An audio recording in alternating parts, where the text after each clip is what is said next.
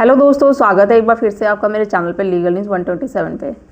दोस्तों, जैसे आपने मेरा थंबनेल देखा कि दहेज का अगर आप पे झूठा मुकदमा हो जाता है तो ज़्यादा से ज़्यादा क्या होगा, पति का क्या हो सकता है, उसके साथ कितने साल की सज़ा मिलेगी, या जेल जाना पड़ेगा, आजीवन कारावास होगा, या कोई और सज़ा मिलेगी, क्या होगा।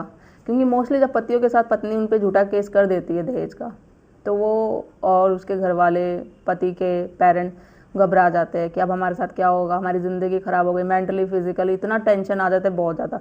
और इस टेंशन में तो बहुत से लोग सुसाइड भी अटेम्प्ट कर लेते हैं कि हम पे आरोप लग गया, हमने कुछ गलती नहीं करी, अब हमारे साथ हमारे माँ बाप को भी जेल में जाना पड़ेगा, उनको और रिश्तेदारों तक भी नाम लिया जाता है।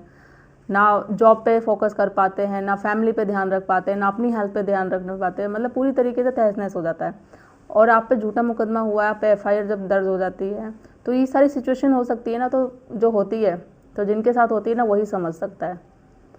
तो इस चीज़ में ये सोचते हैं कि भाई क्या होगा, ज़्यादा से ज़्यादा हमारे साथ क्या ऐसा हो सकता है। तो इस वीडियो पे इसी टॉपिक पे मैं बात करूँगी। चैनल पे नए जुड़े हैं तो चैनल को लाइक करना, शेयर करना, सब्सक्राइब करना बिल्कुल मत भूलिए, और साथ ही बेल आइकन दबा दीजिए ताकि आपको टाइम टाइम पे मेरी वीडियो की नोटिफिकेशन मिलती रहे। तो बात करते हैं, जब भी पति पत्नी में डिस्प्यूट होता है तो पत्नी क्या करती है, सबसे पहले आप पे 498 का केस डाल देती है दहेज का, कि पति हमें परेशान करता दहेज के लिए, सास ससुर परेशान करते हैं, टॉर्चर करते हैं, मार पीट के उसने, पति ने, सास ससुर ने मेरे को घर से निकाल दिया है। क्योंकि जो भी वो एलिगेशन लगाती है ना, जब भी कंप्लेन करती है 498 का दहेज का आप पे, तो यही सारी चीज़ें लिखी जाती है।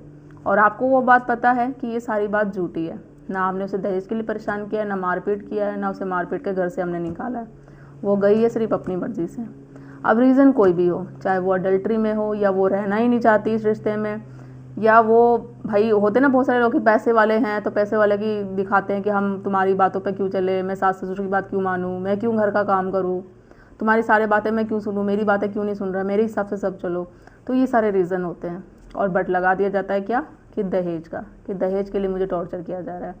अब भाई दहेज का केस लग गया तो पति बेचारा तो यही सोचता है कि अब क्या हो गया, वो ना अपने काम पे फोकस करेगा, ना बेचारे अपने माँ बाप पे ध्यान दे पाएगा, अपनी हेल्थ सेल्थ सब बेकार हो जाती है। इतना टेंशन आ जाते हैं ना यहाँ तक सच में कि वो सुसाइड अटेम्प्ट कर लेते हैं। और ऐसा होता है, ऐसा आप लोग भी न्यूज़ में सुन रहे होंगे, काफ़ी सोशल मीडिया पे काफ़ी सारी न्यूज़ ऐसे आती हैं जो पति बहुत ज़्यादा टॉर्चर होते हैं।